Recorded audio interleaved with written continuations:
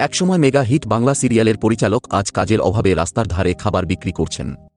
এই পথ যদি না শেষ হয়, কি করে তোকে বলবো মতো জনপ্রিয় পরিচালকের হাতে গত 2 বছর ধরে কাজ নেই। ভাবা যায় পরিস্থিতি মানুষকে কোন জায়গায় নিয়ে যায়। হয়তো তার জন্যই কথায় আছে, আজ যে রাজা কাল সে ফকির।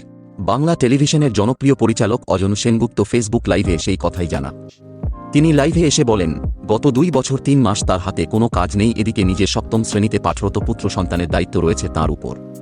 পরিস্থিতির চাপে বাধ্য হয়েই সংসার চালাতে রাস্তার ধারে স্ত্রীর সঙ্গে খাবারের স্টল দিয়েছেন। অয়ন জানান, গত সোমবার থেকে তারা এই উদ্যোগ নিয়েছে। কাতার কালীঘাটের কাছে তপন থিয়েটারের সামনে ফুটপাথে স্টল দিয়েছেন। মাঝে কিছু টুকরো কাজ এসেছে, 2 দিন 5 দিন বা 1 মাসের, কখনো আবার অন্য কারো বদলি হিসেবে কাজ করেছেন। তবে তিনি জানিয়েছেন তিনি ইন্ডাস্ট্রি ছাড়েননি। কেউ কাজ দিলে অবশ্যই তিনি করবেন, নিরাশ করবেন না।